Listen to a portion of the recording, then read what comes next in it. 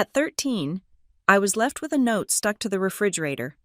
15 years later, I read their names on the competitor list for the billion-dollar project. They thought I was still that same kid, starving for a piece of bread. But this time, I held the pen that awarded the contract. This is not a story about forgiveness. This is the day I take back everything they ever wanted. My name is Harper Lopez, from where I sit, 30 floors above Montera Bay. The world looks orderly. The lines of the container ships are clean. The water a predictable slate gray under the November sky. My office is all glass and recycled steel. The flagship of Whitlock Urban Works. I am, for all intents and purposes, the future CEO. The air inside is filtered, smelling faintly of citrus and server heat. Today is my birthday. I am 28. On the corner of my vast, reclaimed oak desk sits a single card. It's thick, expensive linen stock, embossed with the company logo. Happy birthday, Ms. Lopez. From Maya. Maya is my executive assistant. She is efficient, precise, and never forgets a date. It is the only card I received. I prefer it this way. Orderly. A draft snakes through the high-performance seals of the window. It is barely perceptible, just a whisper of cold, untreated air from the bay. It smells of salt and distant rain. It is enough. The polished steel vanishes. The view of Montera dissolves. The scent of citrus is replaced by something else. It is the smell of wet softwood, of mildew creeping into drywall, of dust motes dancing in the last gray light. I am not in Montera. I am in Redwood Harbor. The house in Redwood Harbor was not a house. It was a collection of damp boards fighting gravity. The ceiling in my room had a long, geographic crack that looked like a river delta. In the evenings, the shadows pooled in the corners, thick and gray. Long before the sun actually set, I was turning 13. I walked home from the middle school bus stop, kicking at the loose gravel, practicing the face I would make when I saw the cake, maybe chocolate, maybe even a few balloons. I had aced my algebra midterm, and I had convinced myself that this time, that would be enough. The house was silent. That was not unusual. Silence was their preferred method of communication. The air was cold, the space heaters unplugged. There was no cake on the counter. There was only a piece of yellow legal paper, torn hastily from a pad, stuck to the beige refrigerator with a weak magnet. Gone to visit friends. Back in a week. The handwriting was my mother's sloppy cursive. Leaning so far forward it looked like it was falling over. No name, no number, just friends. I opened the refrigerator. The little light inside flickered, then held. Half a carton of milk, already smelling sour. A plastic-wrapped heel of white bread, dry at the edges. A single, wrinkled apple in the crisper. No card, no gift. Not even a stale cupcake. My first thought was not sadness. It was cold, sharp-edged fear. Not fear of being alone, fear of being found alone. I knew what happened to kids who were found alone. They went into the system. They were taken to places with locked doors and linoleum floors. So, I started acting. The next morning, I got up for school. I made my face look normal. I brushed my hair until my scalp stung. At school, I was quiet, but not too quiet. I turned in my homework. I answered when called on. When Jessica Riley asked why I was not having a party, I shrugged and said we were doing something just family on the weekend. The lie tasted like copper in my mouth. After school, I did my chores. The house was already cold, but I did not turn on the heat. That cost money. I realized my school uniform was dirty. I took my polo shirt and my one pair of jeans into the bathroom and washed them in the basin with a sliver of soap. The water was icy. It turned my hands bright red, stinging them raw. I wrung them out, the muscles in my forearms burning, and hung them over the shower rod. They were still damp and stiff the next morning, smelling like cold tap water. By day 3, the apple was gone. The milk was undrinkable. By day 4, I had finished the dry bread, chewing each bite until it turned to paste. The hunger started as a dull ache, something I could ignore. By day 5, it was a hollow, demanding thing. It twisted in my stomach. I searched the house. I looked under their bed, in the closets, in the rusted coffee can where they sometimes tossed change. I found nothing but dust bunnies and old receipts. I went through the pockets of my old coats. My fingers brushed against metal. I pulled out a handful of coins, 1 quarter, 3 dimes, 4 nickels, and 7 pennies, 82 cents. I walked the mile to the corner store. The bell tinkled when I entered. I kept my head down, avoiding the clerk's eyes. I went to the day-old rack. There was 1 loaf of store-brand white bread, the end crushed in. The tag said 99 cents. I did not have enough. I stood there for a full minute, the plastic crinkling in my hand. "You short?" the clerk asked. He was an older man. Tired. I nodded, unable to speak, my throat tight with shame. He sighed. "Just take it. Do not make a mess." I did not run. I walked out, my back rigid, waiting to be called a thief. He said nothing. I ate 2 slices right there on the curb. The bread tasting like cotton and salvation. A week? The note said a week.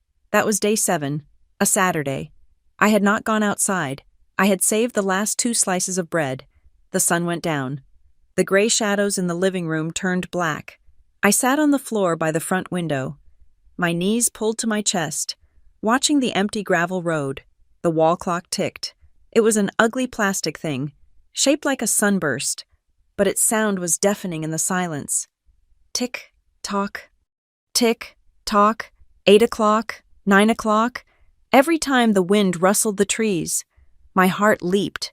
I would strain my ears, listening for the sound of the engine, the crunch of tires on gravel, the slam of a car door. There was only the wind. 11 o'clock. The clock ticked. The house grew colder. And then, I knew. It was not a sudden flash. It was a slow, cold tide rising inside me. They were not visiting friends. They were not delayed by traffic. They were not coming back. The note was not a promise. It was an escape plan. They did not just go somewhere. They left me. I did not cry. I was too empty, too cold. I just sat there and watched the road until the black sky turned a bruised, sickly purple.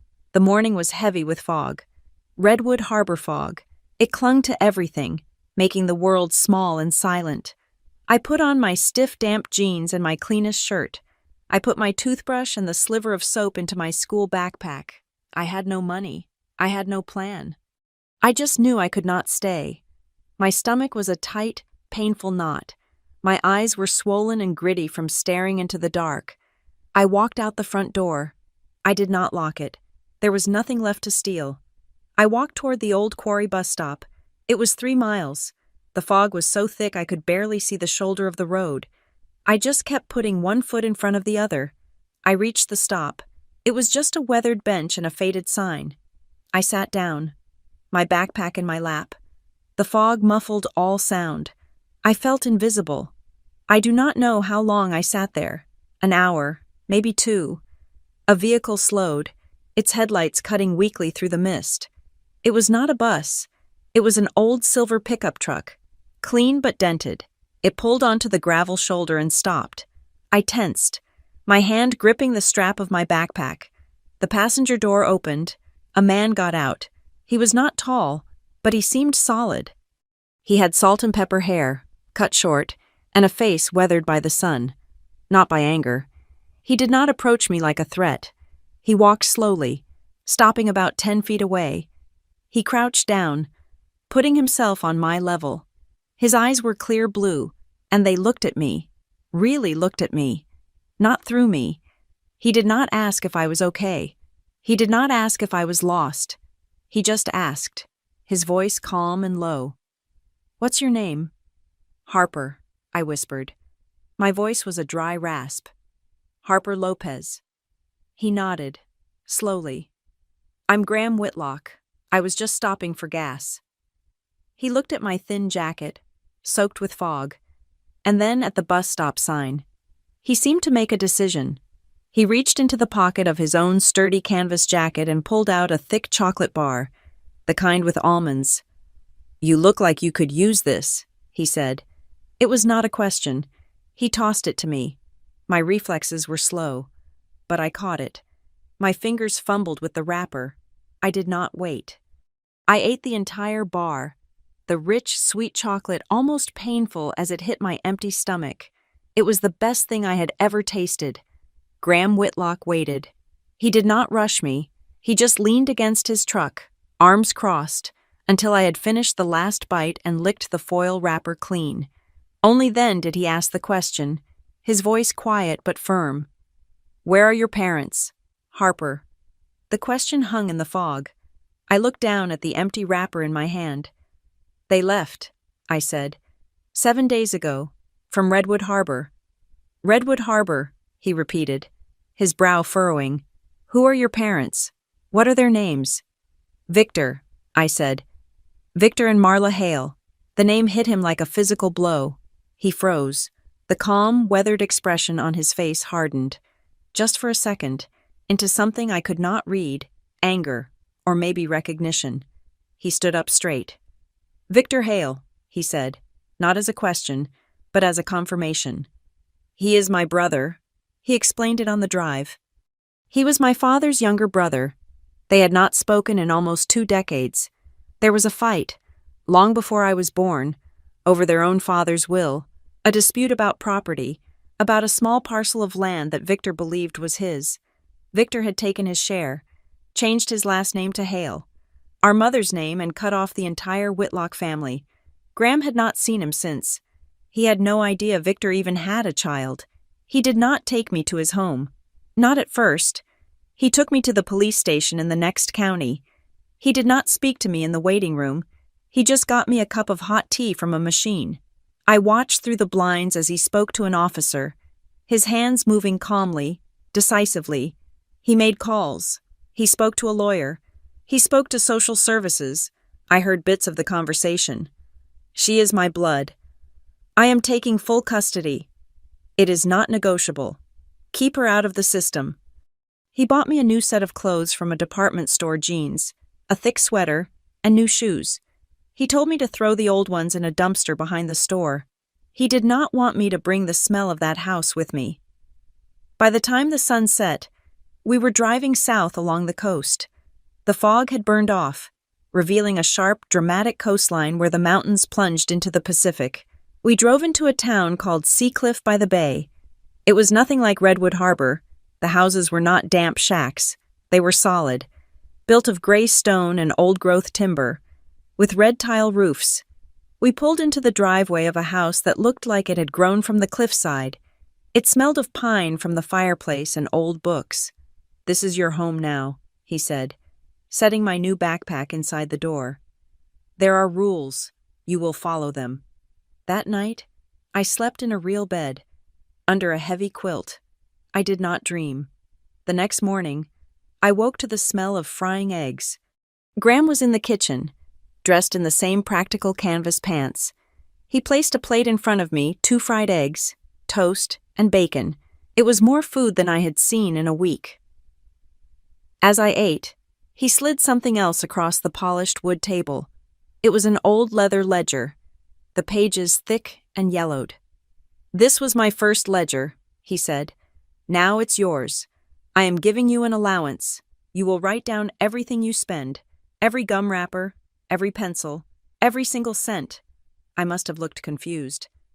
"You manage your money, you manage your life," he said, sipping his black coffee. "Waste nothing. Respect every penny. It is a record of your decisions." That Saturday, he took me to the local farmer's market. He gave me $20. "We need vegetables for the week," he said. "Do not come back with change unless you have a good reason." I watched him. He never grabbed the first thing he saw. He talked to the farmers. He inspected the produce. At one stall, he picked up a head of lettuce. "This one has brown spots," he said to the vendor, his voice polite. "I will give you half price for it." The vendor started to argue, but Graham just held his gaze, calm and steady.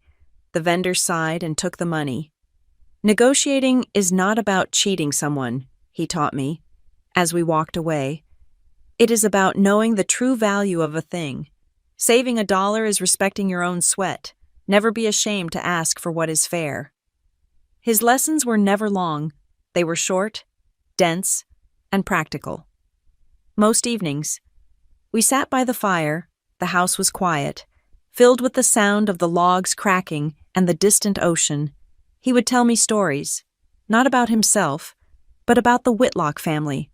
He told me about our great-grandfather, a stone mason who built small, perfect bridges over the creeks in Seacliff. He used to say that strength is not in the wallet, Graham told me, staring into the flames. It is in how you stand tall when no one is watching. It is about building things that last longer than you do. I started at Seacliff High 3 weeks later. I was the new girl, the charity case, the girl with no history. I was quiet, I was timid, but I had the ledger, I had the routine. I poured everything into my schoolwork. It was a system with clear rules. Effort in, grades out. It was reliable. It was not like a promise written on a yellow scrap of paper. I stopped being the timid girl. I became the excellent girl. I joined the math team. I joined the debate club. My teachers began to rely on me. I was the one they trusted to manage the projects, to balance the budgets for the school events. I stood tall.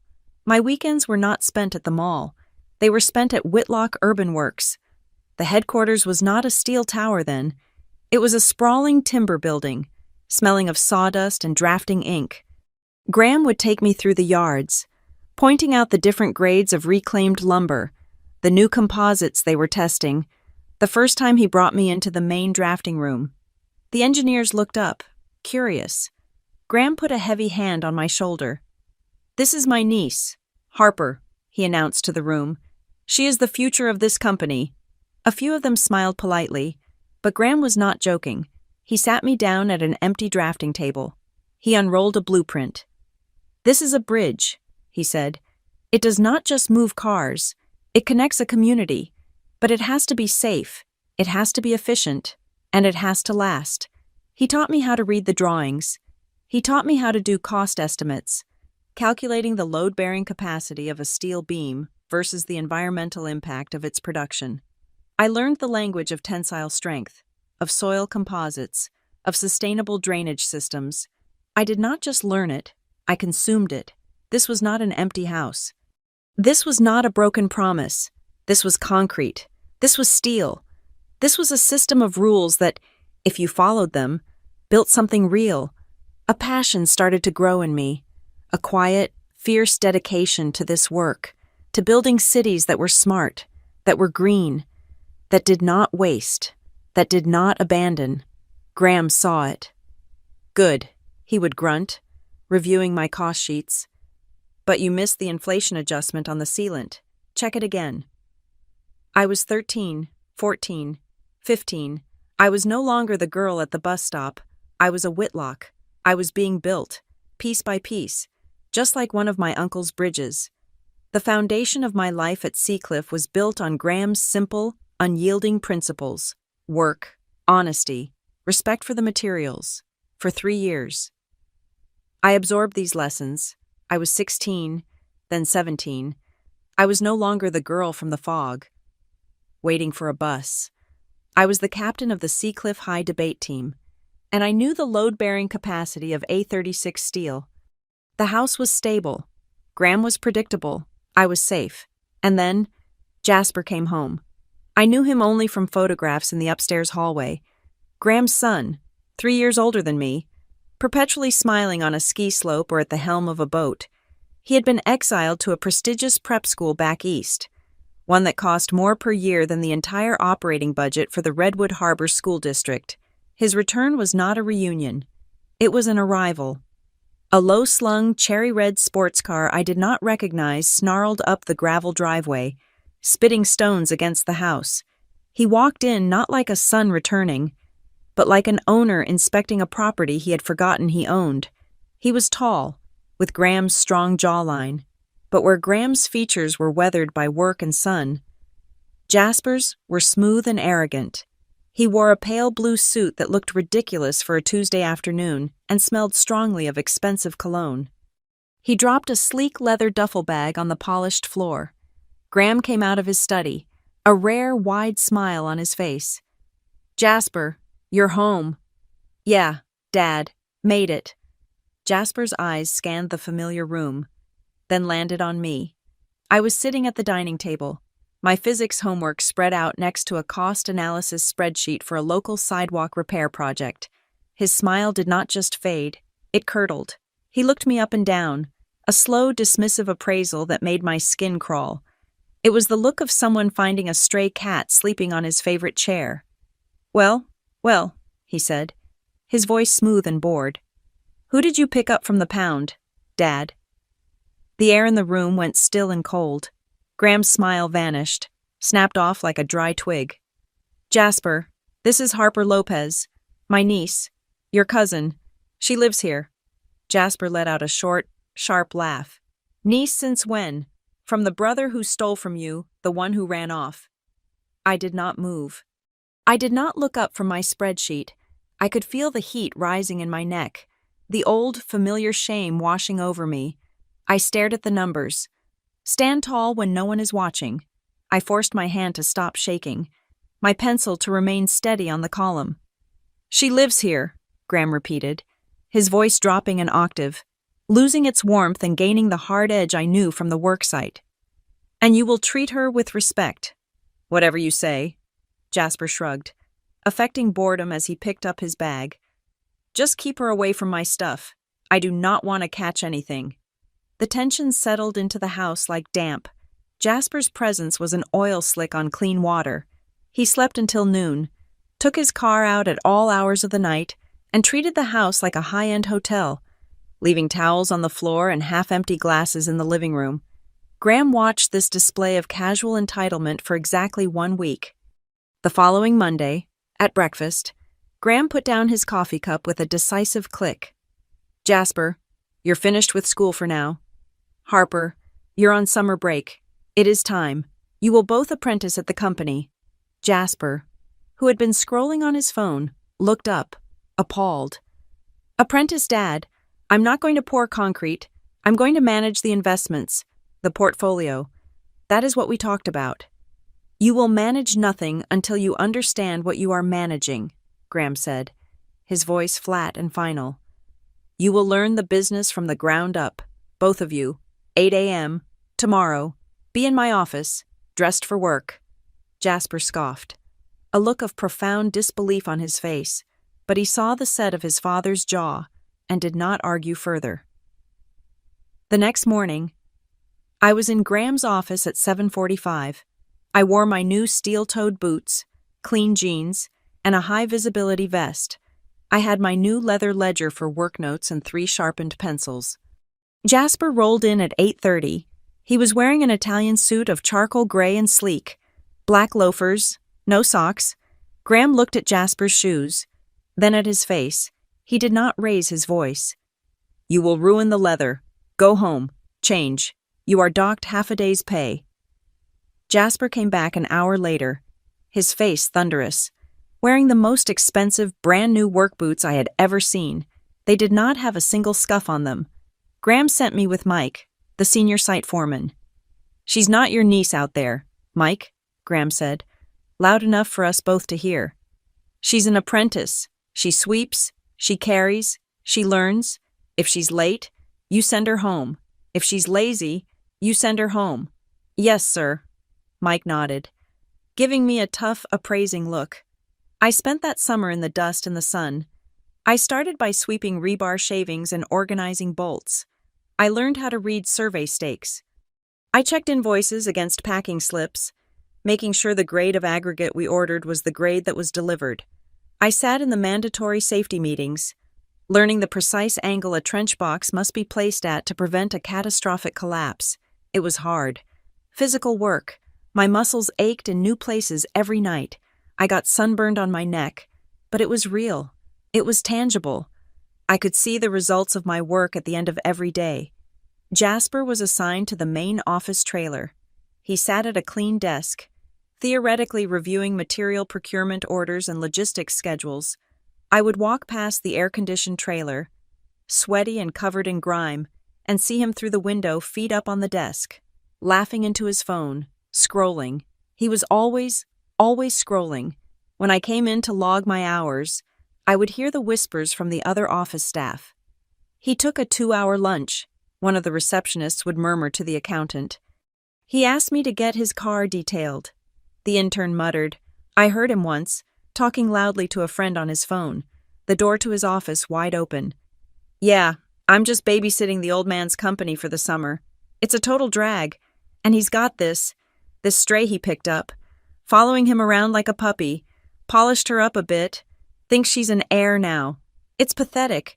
She's just a polished-up stray, trying to get her hooks into the money." I stood just outside the door, my hand covered in grease from a bearing inspection I'd been helping with. The blood drained from my face. I did not knock. I did not confront him. I just turned, walked back out into the blistering heat of the work site, and asked Mike to show me how to read the hydraulic schematic for the new excavator. The company was bidding on a project to replace 3 small canal bridges for the city. It was a good municipal contract, steady work. Graham, as he always did, brought the blueprints home and spread them on the dinner table. "The margins are thin," he said, rubbing his chin. "The city wants durability, but the budget is tight. We need an edge." Jasper glanced at them. "Just use the standard composite beams. Bid low. Get it done. Move on. It's a boring project." I had been studying the soil reports from the site visit. "We cannot," I said quietly. Jasper glared at me, annoyed at the interruption. "Excuse me. The soil is too saturated. The alkalinity is high. The standard composite will swell and degrade inside of 10 years. We will lose our entire profit margin on the warranty repairs." Graham looked at me, his eyes sharp, raising an eyebrow. "Go on." I felt a surge of confidence. This was not an opinion. This was data. "I was looking at the materials from the shipyard demolition we cleared last quarter," I said, pulling out my own ledger, filled with notes. "We have access to a surplus of high-grade, treated timber beams. If we reinforce them with a recycled steel core, which we also have in surplus from the same job, we can change the structural design." I slid my sketches across the table. I had been working on them for a week. "We can use an arched support instead of a flat beam. It is stronger. It uses our existing surplus inventory, and it will last 50 years, not 15. The timber is resistant to the soil's pH." I pointed to the last page. I had already run the numbers, just as he had taught me. "It will save 7% on the total material cost," I said, my voice steady. "And it increases the lifespan by, conservatively, 30%. We can include that in the bid. That is our edge." Graham studied my drawings. He studied my math. A slow, genuine smile spread across his face. "Well, I will be damned." Jasper stared at me. His face was pale. He looked exposed. He had been dismissed, and I had been validated. In the language his father respected numbers and materials. "We rebid tomorrow morning," Graham said, tapping my drawings. "Good work. Harper, this is good work." We won the bid.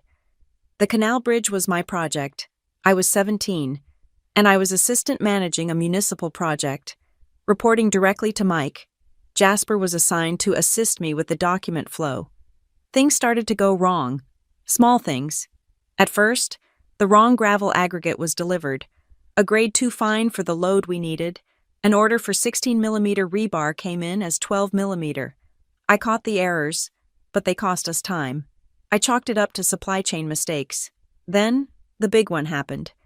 The engineering sub-firm called me, and the partner was furious. "What is this, Harper? You sent us blueprint revisions for the abutments.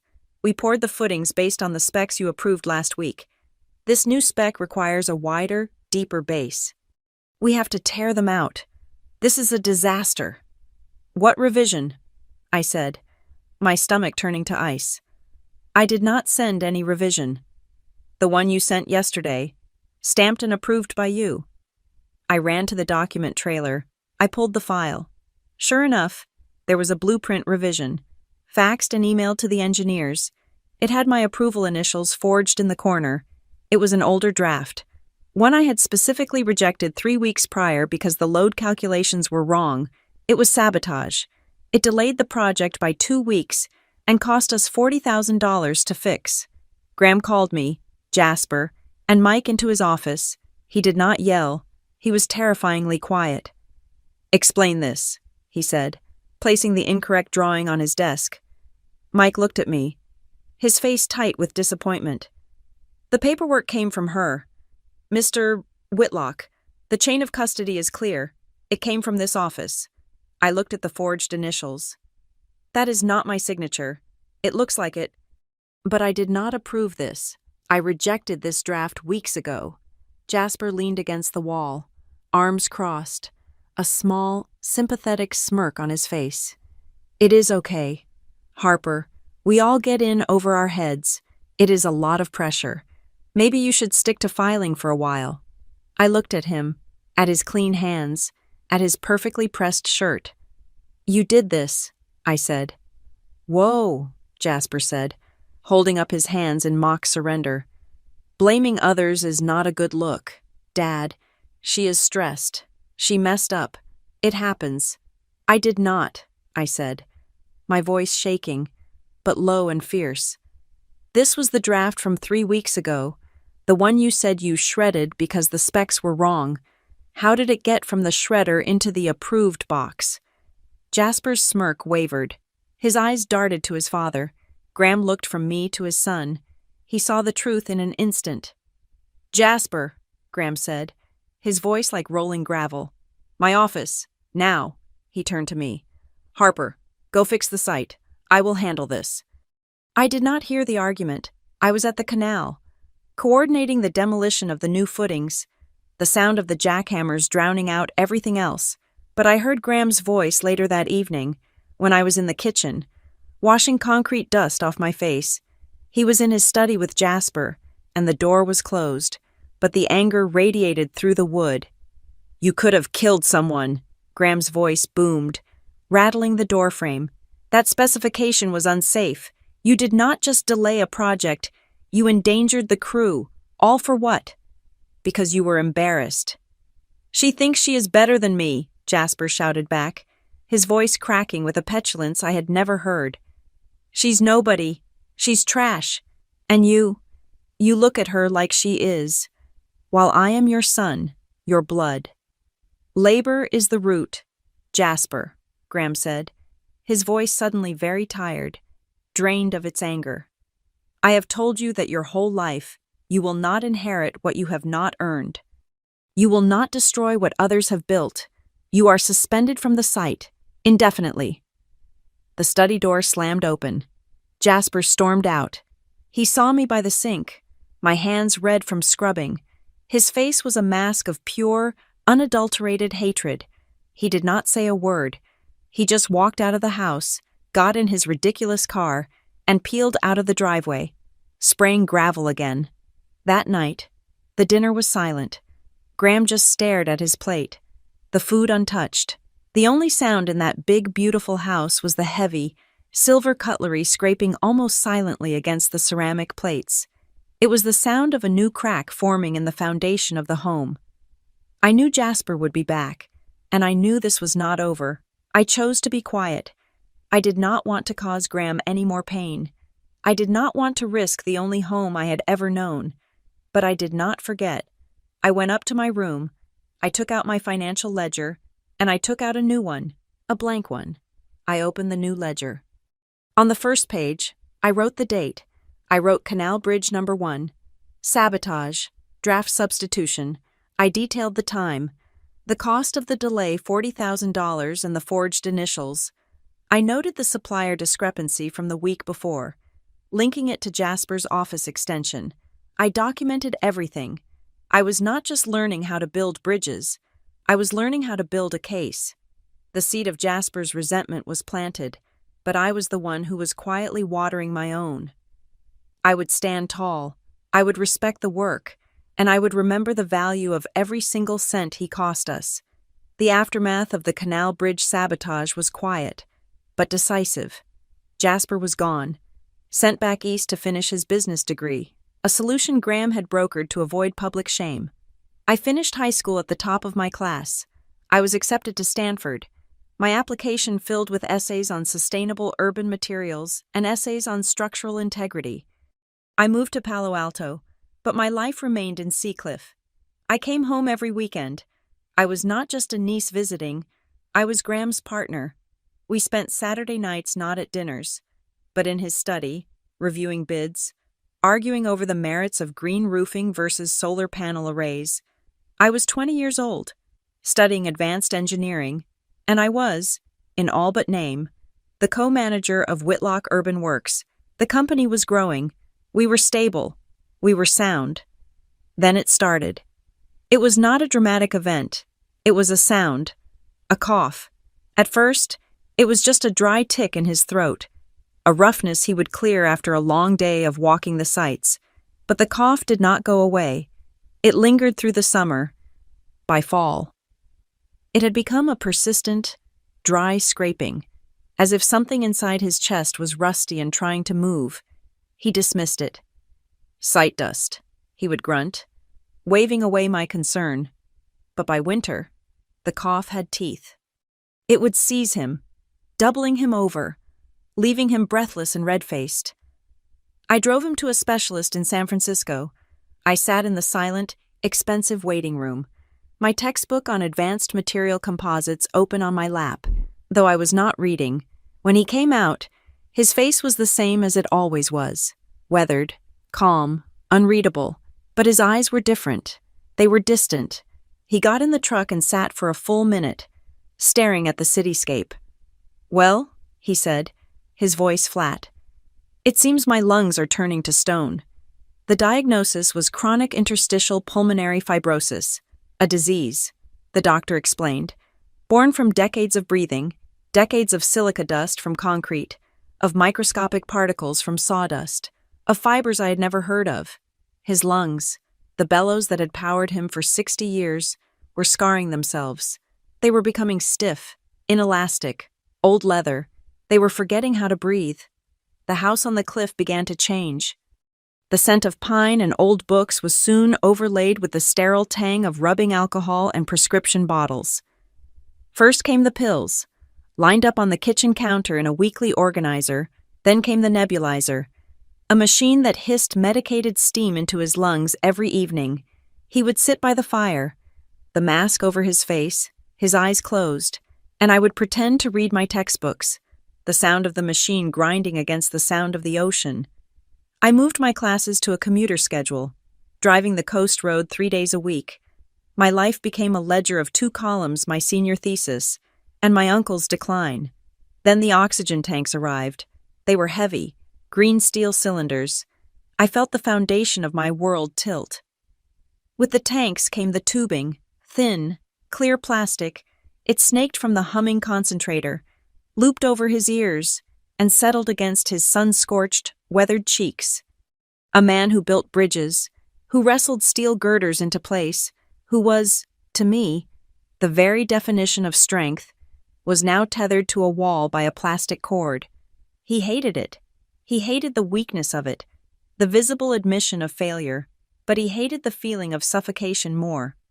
I became his nurse. It was a role I took on as I had taken on everything else with methodical precision. I learned to read the pulse oximeter, the small red light that clipped to his finger. 94%, good. 92, time to sit down. 90, turn up the tank. Below 88.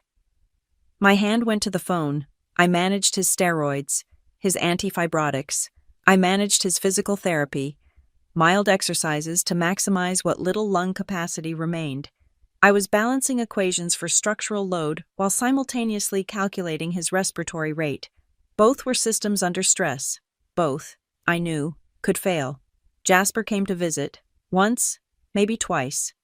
He was working in the city now, burning through his mother's inheritance, trying to style himself as some kind of venture capitalist. He would pull up in a new, leased luxury car, stride into the house, and his eyes would slide right past the oxygen tubing, the nebulizer, the exhaustion on his father's face. "Hey, Dad, looking good," he would say, his voice too loud, too bright. He would pat Graham's shoulder, a hollow gesture. "Listen, I am just swamped. This new fund is explosive. I cannot stay long. Just wanted to show my face. He would look at his watch. Always. He would look at his watch. Busy, he would say, already backing toward the door. So busy. He never once asked me about the medication schedule. He never asked what the SpO2 reading was. He just fled. The sight of his father's weakness, his father's mortality, was an inconvenience. The nights were the worst. Winter returned to Seacliff, and the wind off the Pacific was a physical force, rattling the thick panes of glass, but the sound of the ocean was drowned out by the sound from his bedroom, the sound of him breathing. It was a wet, ragged sound, a terrible, labored scraping. He would be seized by coughing fits, deep, agonizing spasms that left him gasping, his face pale and slick with sweat. I would hear him through the wall, and I would be out of my bed in an instant. The digital clock would read 3:05 a.m. I would find him sitting on the edge of the bed, fighting. Pillows, he would gasp. I would stack them behind him, propping him up. I would check the tubes for kinks. I would hold a cup of water to his lips, his hand, still impossibly strong, gripping my arm. "It is all right, Graham," I would whisper, my heart hammering with a cold fear I had not felt since I was 13. "It is just the wind. Just breathe." I was terrified of that cough. I was terrified it would be the one that finally tore the scarred tissue for good. One night, the coughing did not stop. It was a storm. I clipped the oximeter to his finger. The red numbers flashed. 88, 86, 85. Call 911. He choked out. The ambulance was 25 minutes away. Too long. "I am driving you," I said, my voice calm, the way he had taught me to be. "We are going now." I got him into his canvas jacket, maneuvered the heavy portable tank into the pickup truck, and half carried him into the passenger seat. I drove fast. The coast road was dark, the tires screaming on the curves. He was fighting for every single breath. His eyes squeezed shut. Halfway to the hospital, he reached over and his hand clamped down on my arm. "Harper." His voice was a razor-thin whisper. "Graham, just breathe. We are almost there." "No, listen," he gasped, pulling air from the cannula. The charter? The Whitlock charter? It is in the safe. We will talk about it later," I pleaded, my eyes blurring. "No, listen." His grip tightened. "My great-grandfather. He wrote it. The company. It does not go to blood. It goes to labor." He coughed. A terrible, deep sound. "It goes," he wheezed, "to whoever is worthy. Whoever earns it." I glanced at him. His face was gray in the dashboard light, but his eyes were wide open, clear and fierce. "You earned it. Harper, you stood tall, when no one was watching." He survived that night. He survived for 3 more months. He was weaker. He never left the house again. But he was still Graham. Then one morning in early April, I woke up to silence. It was not the peaceful silence of the house. It was a profound, empty silence. The hiss of the oxygen concentrator had stopped. The ragged breathing was gone. I walked to his room. The sun was just rising over the bay, filling the room with a soft, pink light. He was propped up on his pillows, his head turned toward the window, as if he was watching the sunrise.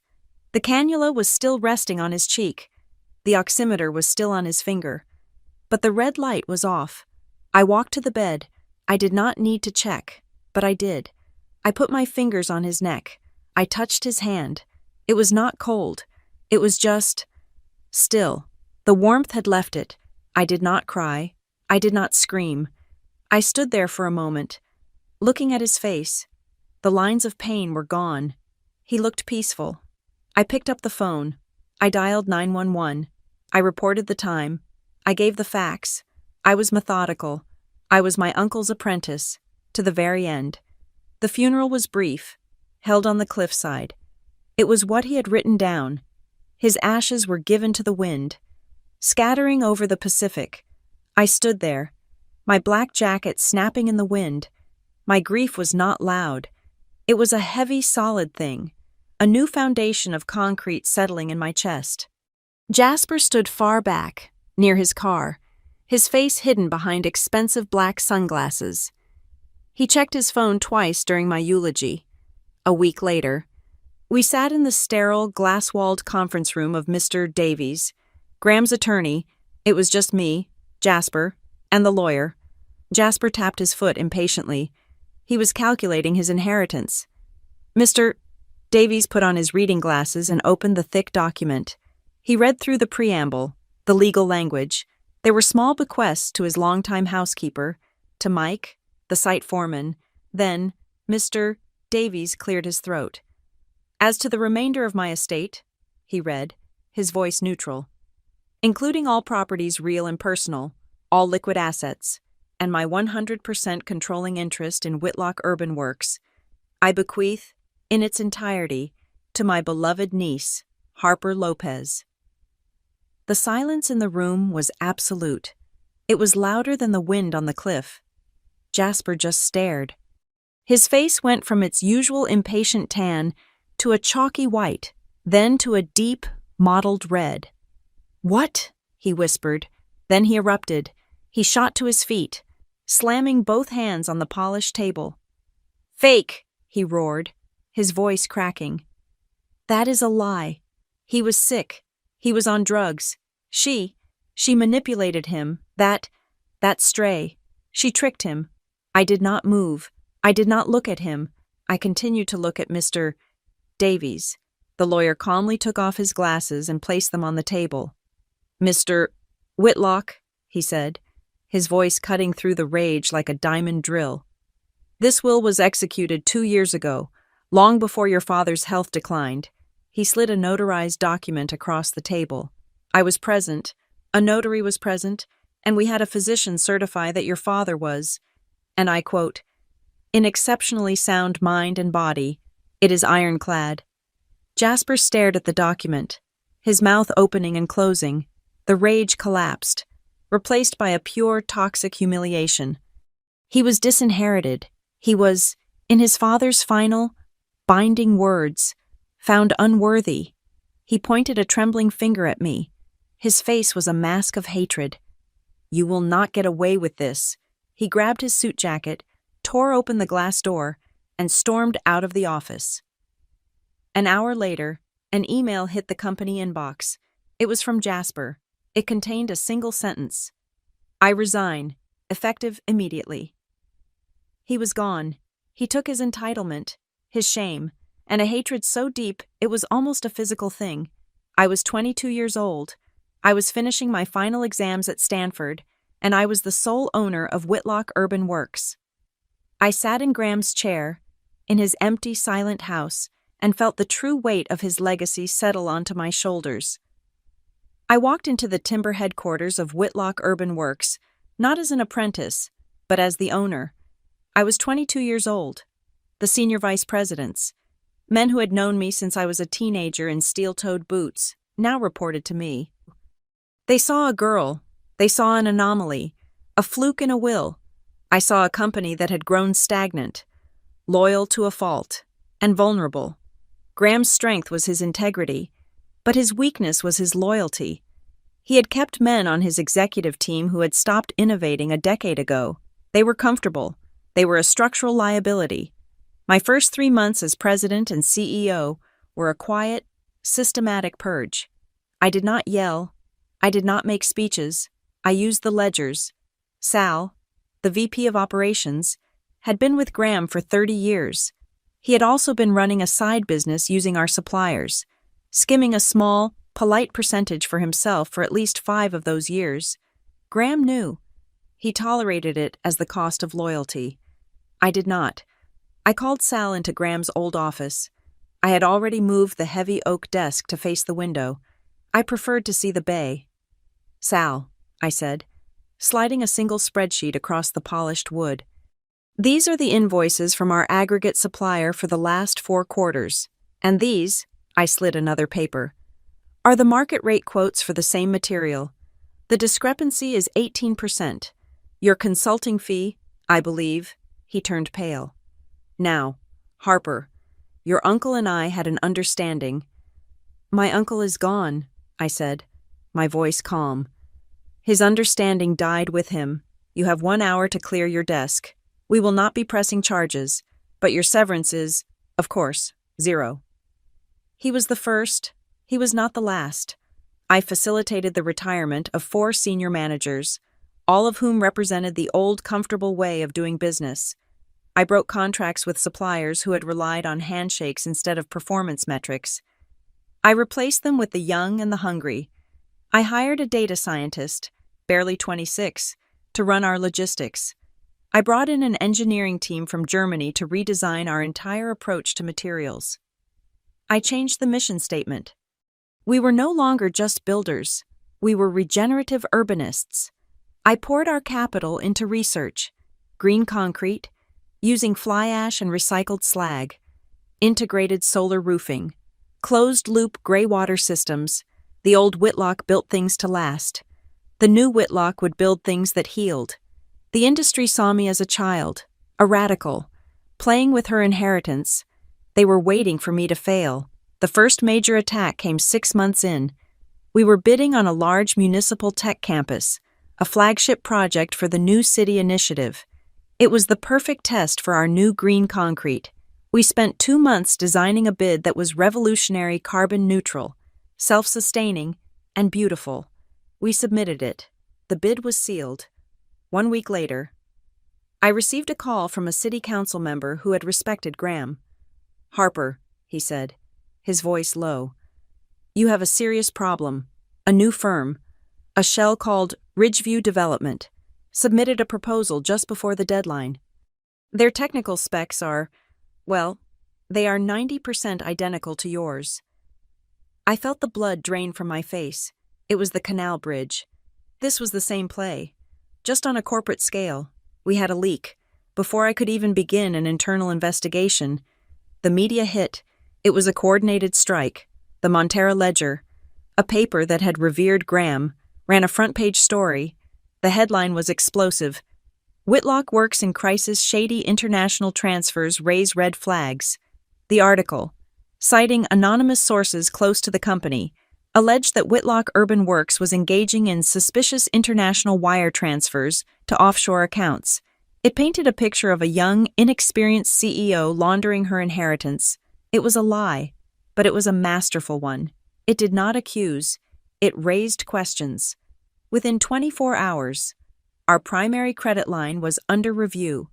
Our investors were panicking. This was not sabotage. This was a war. I did not issue a denial. I did not panic. I followed the protocol. I got the data. I bypassed the police and hired the best digital forensics team in San Francisco. "Someone stole our bid," I told their team leader.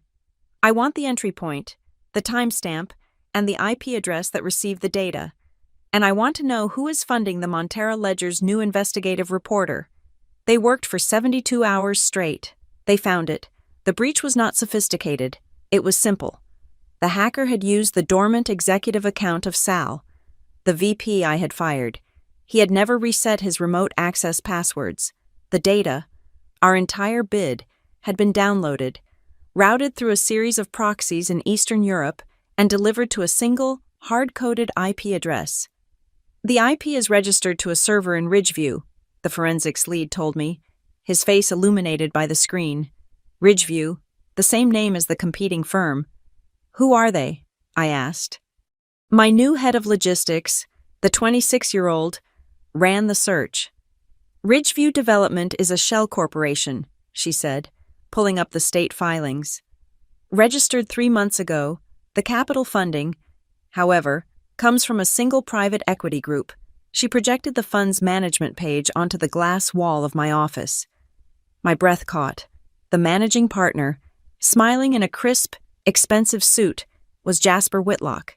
He had taken his mother's money, the inheritance he got from her side of the family, and built a weapon. But this was too clean. Jasper was an arrogant, lazy fool. He was not smart enough for a multi-pronged digital and media assault like this. He was the motive. He was the money. But he was not the architect. He was, I realized, just the gateway. I was preparing the legal case when the second attack came. This one was not digital. I had been working late, coordinating with our attorneys. It was past 10 at night when I left the headquarters. I got into Graham's old silver pickup truck.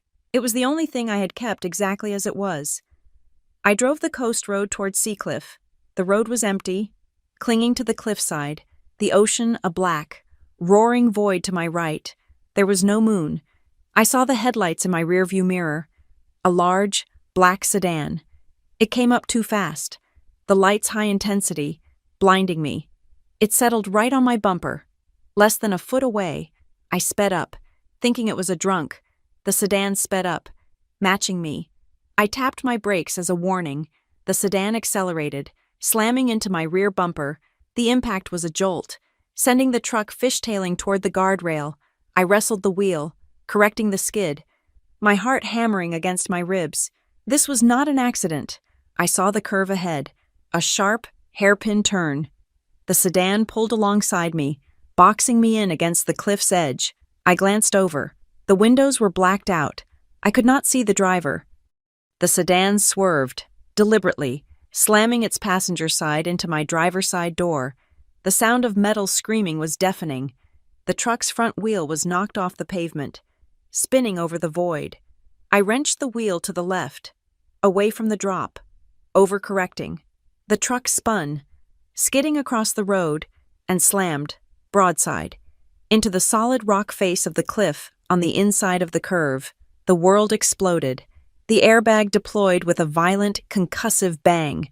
The cab filled with white smoke, the smell of burnt powder and hot metal. Then, silence, just the sound of the engine ticking, and the distant, mocking roar of the ocean below. The sedan was gone.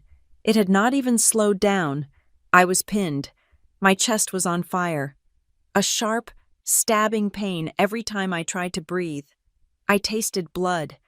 I unhooked my seatbelt and fell against the steering wheel. I was alive. When the highway patrol arrived, I was sitting on the cold asphalt, holding my side. I told them everything. It was deliberate. A black sedan. It forced me off the road. They found pieces of a shattered headlight and paint scrapings on my truck. They ran a partial plate.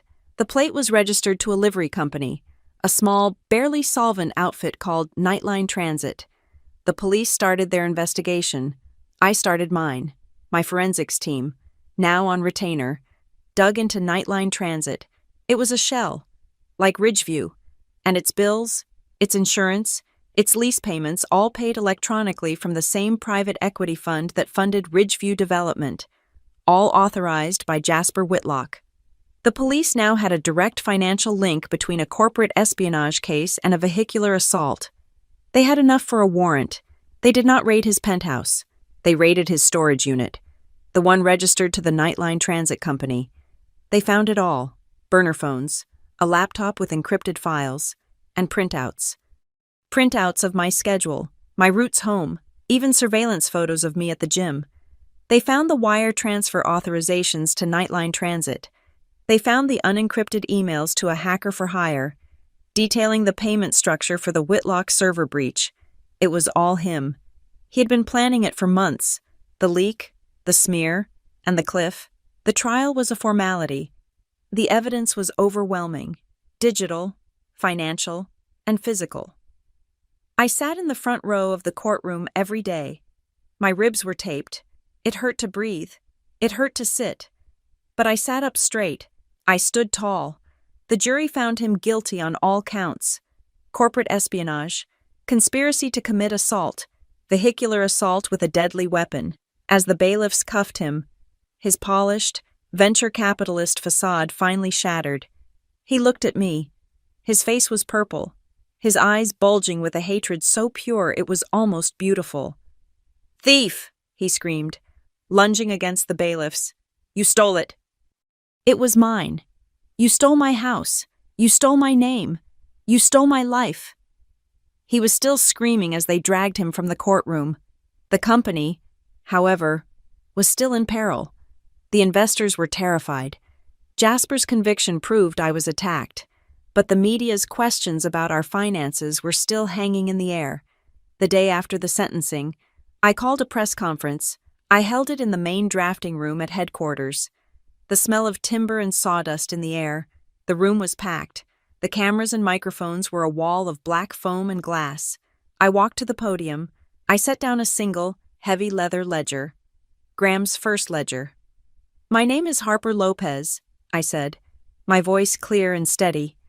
"For the past 2 months, my company has been the victim of a coordinated criminal attack. That attack included corporate espionage, media manipulation, and an attempt on my life. The man responsible, my cousin, has been convicted." I looked directly into the main network camera. The press, fed by his lies, asked if Whitlock Urban Works was involved in shady international transfers. They asked if we were laundering money. These are valid questions. Today, you get valid answers. I motioned to the wall behind me. My logistics head hit the projector. "I am opening our books. I am making our corporate ledgers for the past 5 years public. Every invoice, every transfer, every single cent." The screen behind me lit up with our accounting software. "You will see the shady international transfers.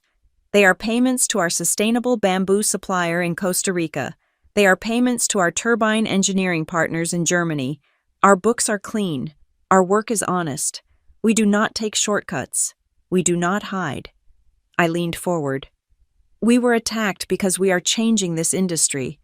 We were attacked by a man who represents the old way entitlement, greed, and violence. He failed. My ribs will heal. My company is stronger than ever. Whitlock Urban Works is not in crisis. We are open for business. The tech campus bid is still active, and we expect to win it. Next question." The effect was immediate. It was not a denial. It was a counter-assault, waged with the one weapon Jasper had never understood: radical transparency. Our credit line was restored that afternoon. Our investors doubled down. The story was no longer about a company in crisis. It was about a CEO who had survived an attempted murder and opened her books to the world. I had won. I had fixed the structural flaw. I had stood tall. The 5 years after Jasper's conviction were not years of peace. They were years of relentless, methodical construction. I did not just rebuild Whitlock Urban Works. I reforged it. I graduated from Stanford with high honors. I moved from Graham's house on the cliff, which I kept as a monument, and into a sterile, glass-walled apartment in Montera. I was 28 years old, and my company was the recognized leader in sustainable engineering on the West Coast. We had grown by 200%. Our green concrete was no longer an experiment. It was the new standard. We built desalination plants powered by their own tidal energy. We built university campuses that were carbon negative, actually cleaning the air around them. I had built my fortress. I had honored Graham's legacy. I thought the war was over. Then, the state of Pacifica made the announcement. It was the project of the century, the Montera Eco-City. It was not just a development. It was a new model for human habitation, a multi-billion-dollar contract to build an entire city from the ground up. On the undeveloped coastal plains south of the bay, it was designed to be the most sustainable, technologically advanced urban center in the world. This was not just another contract. This was my life's work. This was the validation of every principle Graham had taught me, magnified 1,000 times. Every green water system, every recycled steel girder, every kilowatt of solar energy I had researched, this was the test. The bidding process was a gauntlet. It lasted 6 months, designed to weed out anyone who was not flawless. Round 1 financials. A consortium of banks reviewed our ledgers, our credit lines, our asset-to-debt ratio. We passed with the highest possible rating. Round 2 technical. We submitted over 4,000 pages of engineering data, material specs, and our proprietary energy return formulas. We were one of the 4 firms invited to the next round. Round 3 environmental impact and community review. This was where the pretenders died. We submitted our full life cycle analysis, our supply chain audits, our plans for native habitat restoration. The commission deliberated for a month. Finally, the email came. We were in the final. We were one of two. I was in my office, the glass wall overlooking the bay. The city was sharp and clear in the morning light. My assistant, Maya, the same efficient woman who left me a birthday card every year, walked in. She was the only person alive who knew my full, true history. I had told her myself, not as a confession, but as a necessary onboarding fact. She managed my life. She needed to know the liabilities. "Ms. Lopez," she said, her voice perfectly neutral. She placed a thick bound document on my desk. "The analysis of the finalist competitor is here." "Who is it?" I asked, not looking up from the wind turbine schematic on my screen. "A group I have not seen at this level before. Crestline Design Consortium." The name was vaguely familiar. I had heard whispers. They were new, aggressive. They came out of nowhere 2 or 3 years ago, underbidding everyone on mid-level commercial projects, building fast and cheap, and getting out. "Thank you, Maya," I said. I opened the file. The first few pages were their financials. They were heavily leveraged, but the capital was vast, flowing from a series of anonymous-looking equity funds. Their technical specs were average. Their designs were uninspired. Generic glass boxes. I flipped to the executive leadership page, and I stopped breathing. The polished, professional headshots stared back at me from the glossy page. They looked prosperous. They looked happy. Their hair, which I remembered as a dull brown and a faded blonde, was now a uniform, expensive silver. Their faces were smooth, their smiles practiced for boardrooms and golf courses. Victor Hale, Chief Executive Officer, Marla Hale, Chief Financial Officer. I did not move. The air in my 30-floor office suddenly vanished, replaced by the smell of a damp house, of mildewed drywall, of sour milk and the stale, desperate taste of day-old bread. I felt the cold of the fog from the old quarry bus stop seep into my bones. My hand, resting on the report, was perfectly still, but I could feel my pulse hammering in my wrist. A cold, hard, desperate rhythm. 13, 13, 13. Under their smiling photos was their corporate slogan, a single, arrogant line. Crestline Design Consortium Speed Over All. They had built a company on the same principle they used to abandon a child. Get it done fast. Cut your losses. Move on. Do not look back. Maya was still standing there, silent. She had not moved. She saw my face. She saw how I was staring at the page. She leaned forward, glanced at the names, and her own face tightened. She knew. "Ms. Lopez," she said, her voice barely a whisper. "Harper, we can withdraw. I can find a reason, a scheduling conflict, a supply chain review. No one would question it." I raised my eyes from the page and looked at her. I saw the genuine concern in her face, the offer of a clean, safe escape. I closed the file. The sound was a soft, final thud on the oak desk. "No," I said. My voice was even, cold. "I am not letting the past hold the steering wheel. This is not the past. This is a competitor, a weak competitor. Their entire philosophy is flawed." I stood up. The ghost of the 13-year-old girl evaporated. The CEO was back. "Get the senior engineering and community teams in the war room in 5 minutes," I said, "and get me a pot of black coffee." "Yes, Ms. Lopez." The war room at Whitlock Urban Works was a windowless, whiteboard-walled core in the center of the building. It was where we went to dissect problems. My team, the young, brilliant engineers and data scientists I had hired, filed in. I stood at the head of the table. I did not show them the executive photos. I did not mention the names. I projected the Crestline slogan onto the main screen. "Speed over all," I said. "This is our competitor. This is their entire strategy. They will promise this city in 4 years. They will cut every corner. They will use standard, cheap concrete. They will ignore soil degradation. They will use internal data. They will grade their own homework. And they will present a budget that is a fantasy, built on ignoring the long-term costs. We are not going to compete with them. We are going to expose them.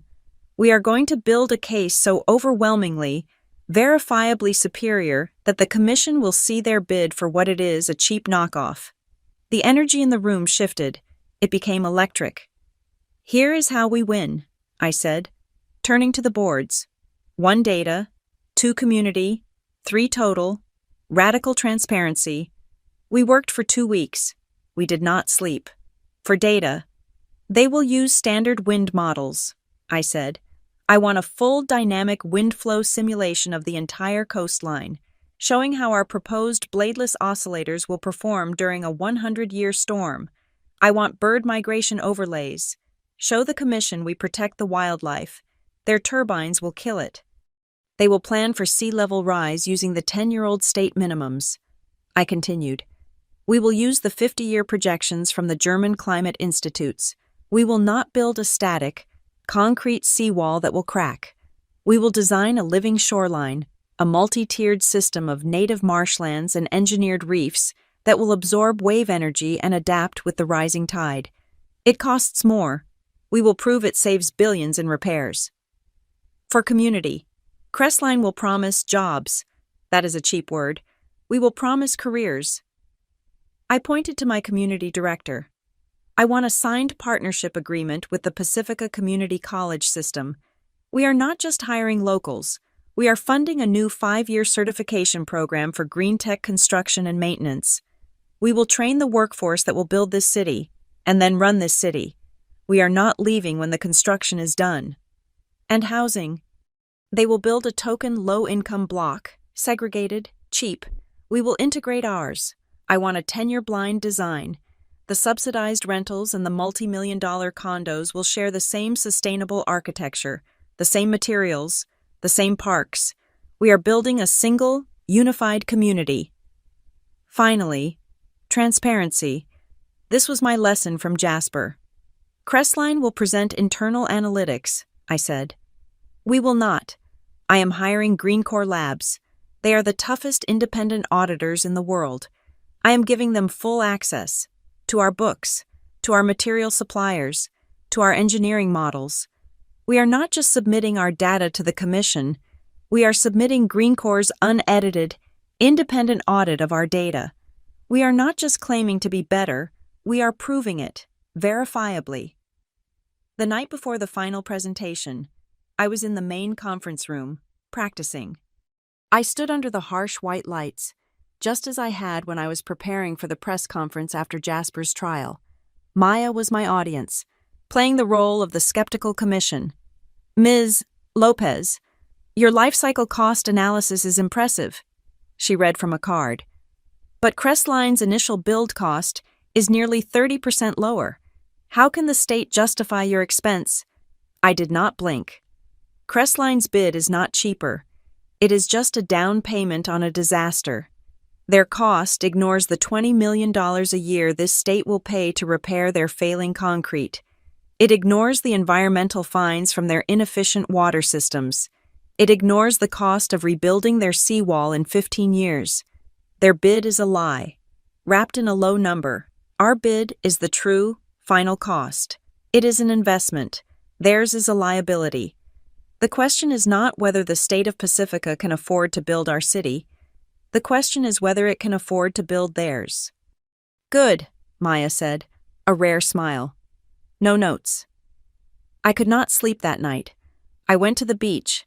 The sand at Seacliff was cold under my running shoes. I looked at the black water. The memory of a small, starving girl waiting at a bus stop tried to surface. The memory of a cheap, yellow note. I ran faster.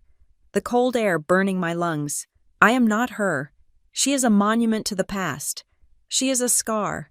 But I am the architect of the future. I am not here for revenge. I am not here to settle a score. I am here to win. I am here to build. The next morning, I walked into the Pacifica Administration Center. The granite lobby was a media circus. This was the biggest contract in the state's history. The air crackled. My team, my young, brilliant team, flanked me. We were a unit. We were the future. And then I saw them.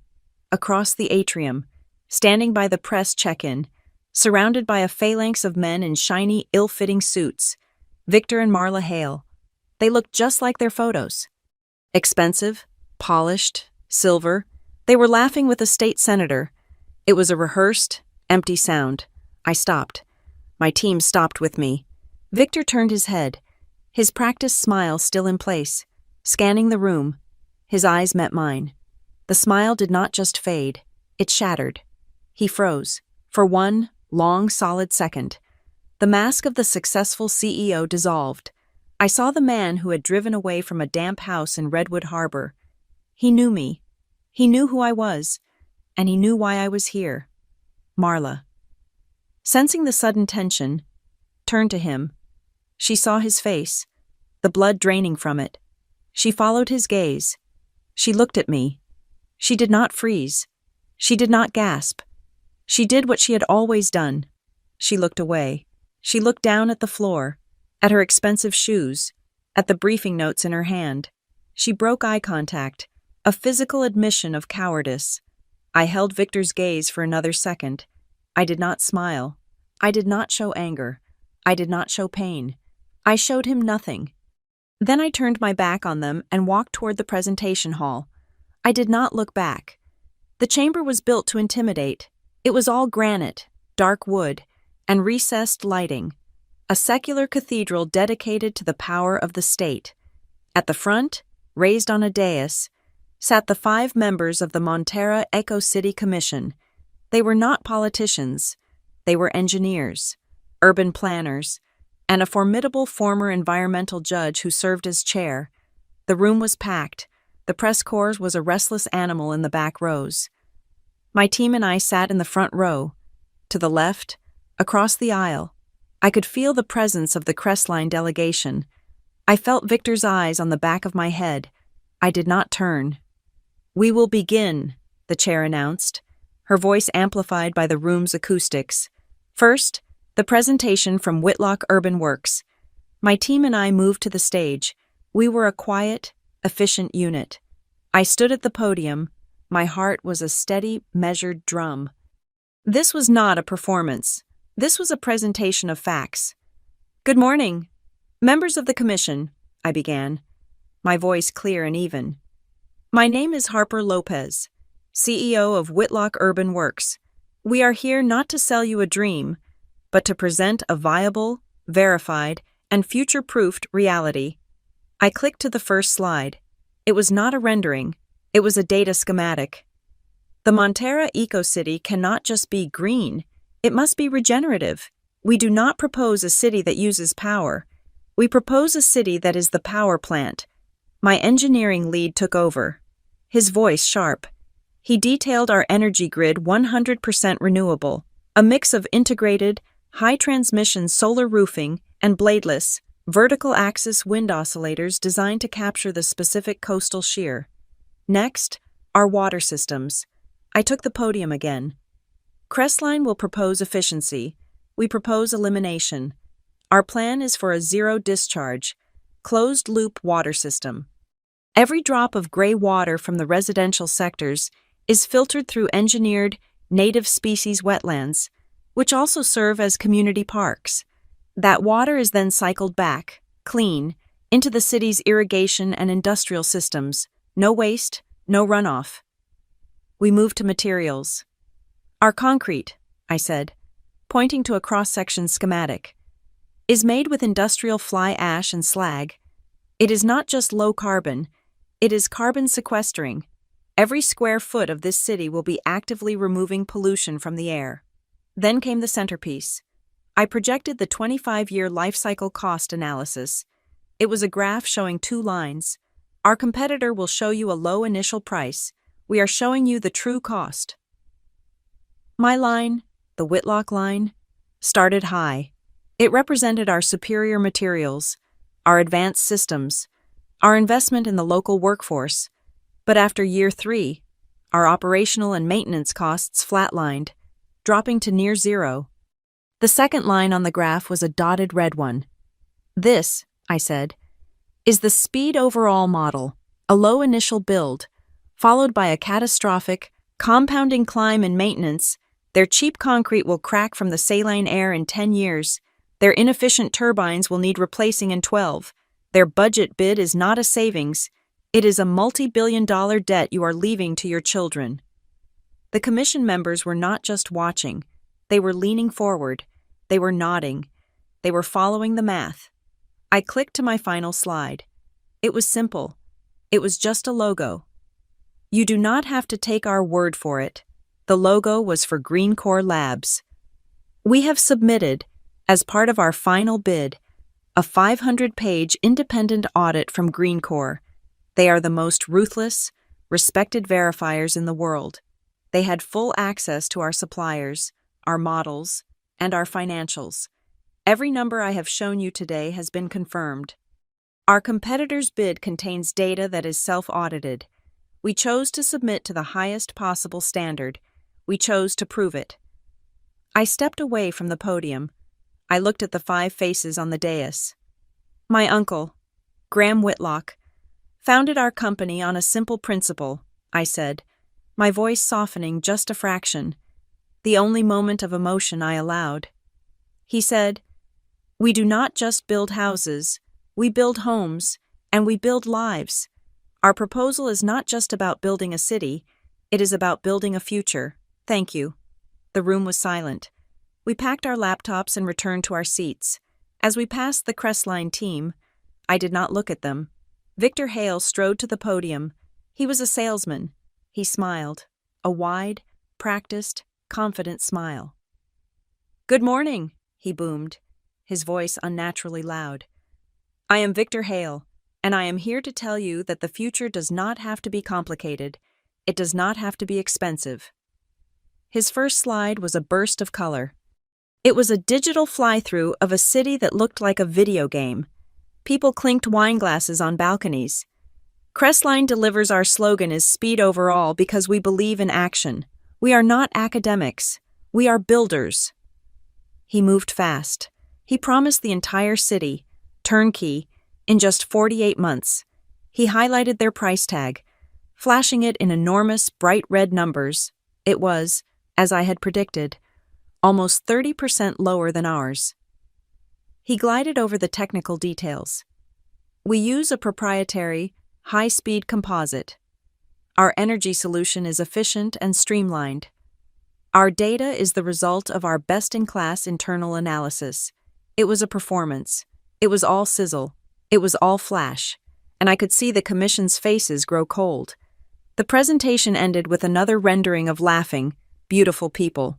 Victor smiled, holding his hands out wide. "The future, fast, affordable, today, thank you." He remained at the podium for the question and answer session. The chair leaned into her microphone. "Mr. Hale, your cost projections are aggressive." "We are an agile company, Madam Chair," Victor said, his smile unwavering. "So agile," she countered, "that you seem to have skipped third-party verification for every single one of your material durability and energy efficiency claims. Your entire bid is sourced to internal data. Can you explain why the state should invest multiple billions of dollars based on you, assuring us that your numbers are correct?" The smile flickered. It was the first, tiny crack in the facade. "Well, our proprietary methods are, of course, a trade secret," Victor began. "We are not asking for your trade secrets, Mr. Hale. We are asking who verified your math."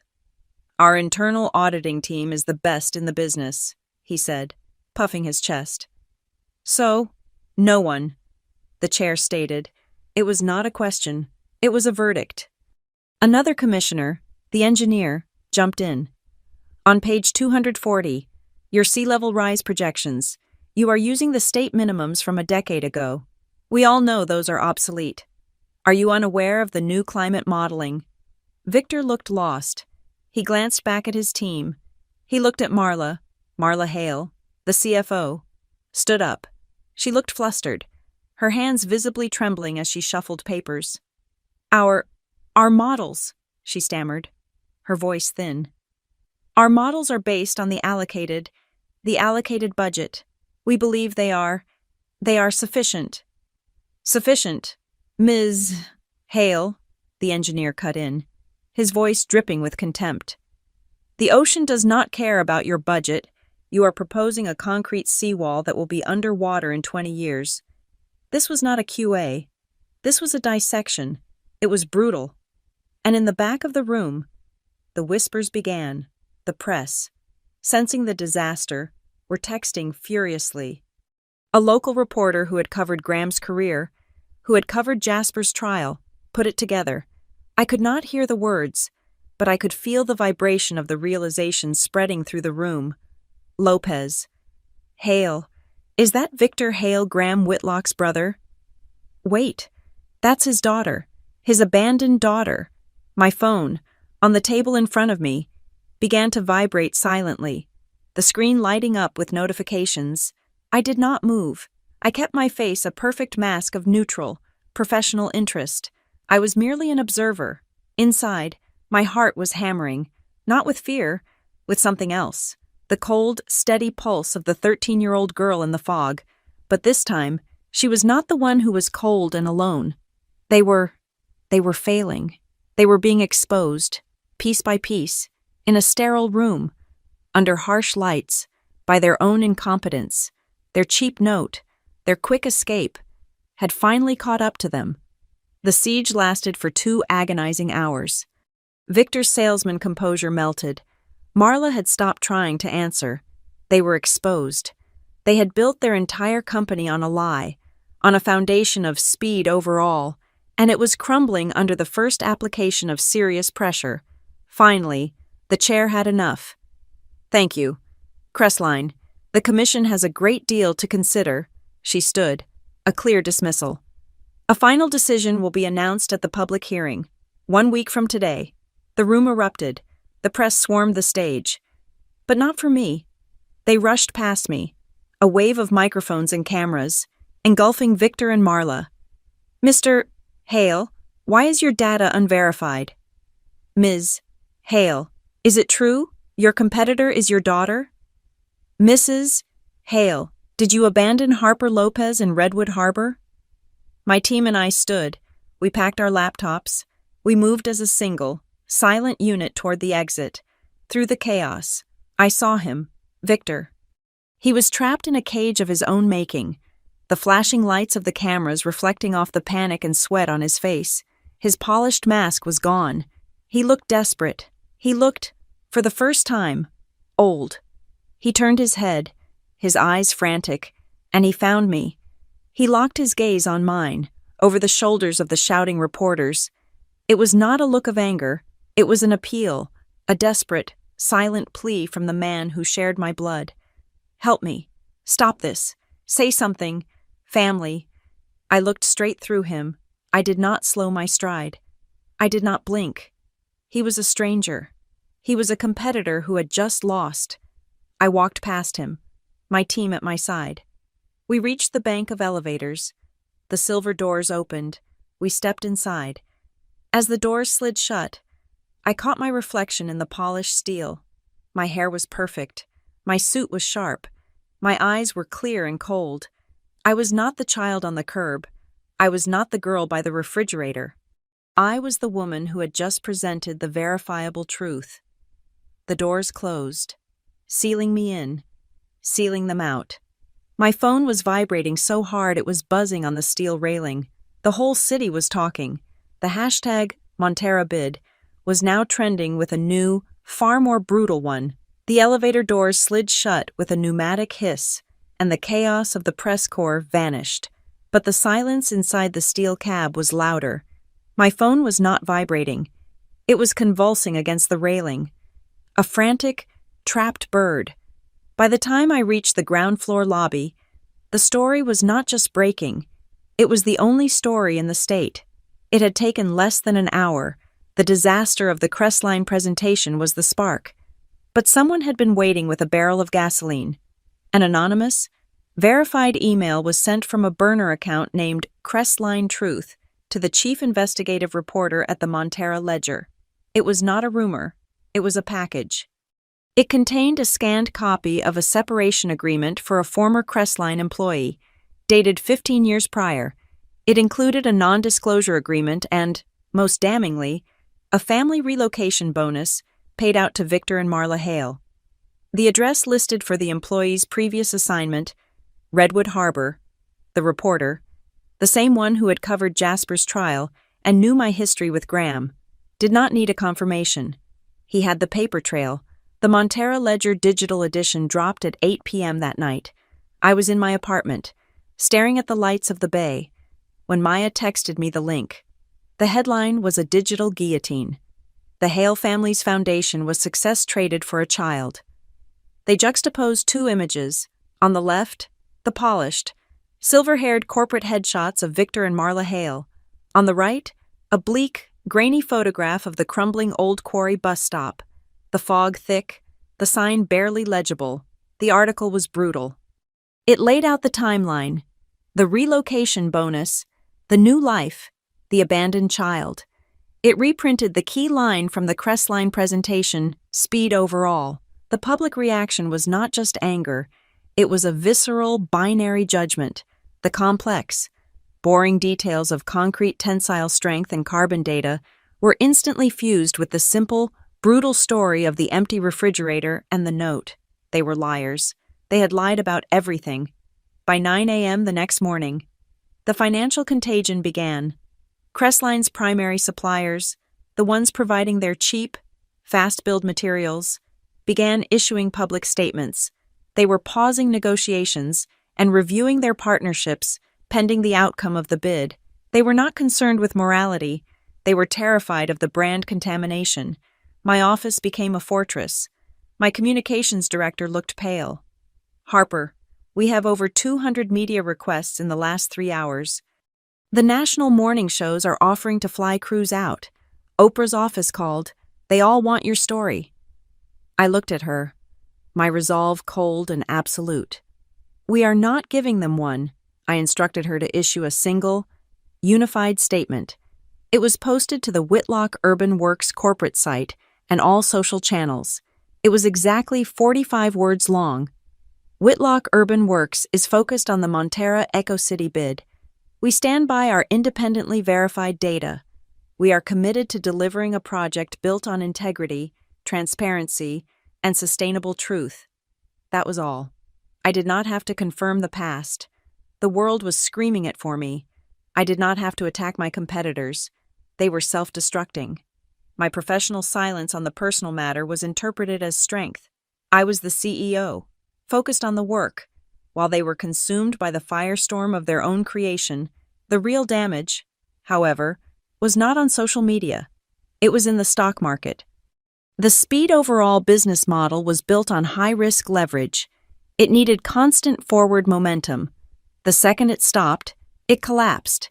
2 days after the presentation, a major institutional equity fund, one of Crestline's seed investors, publicly announced it was divesting its entire 10% stake. The press release was a masterpiece of corporate assassination.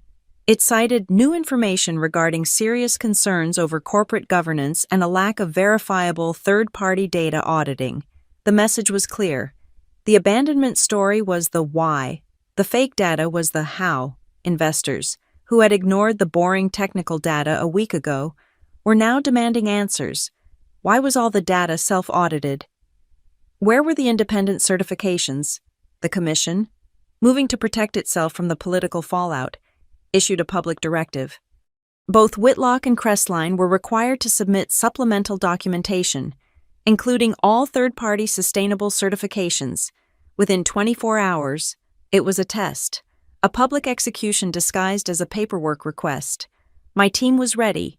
We had been ready for months.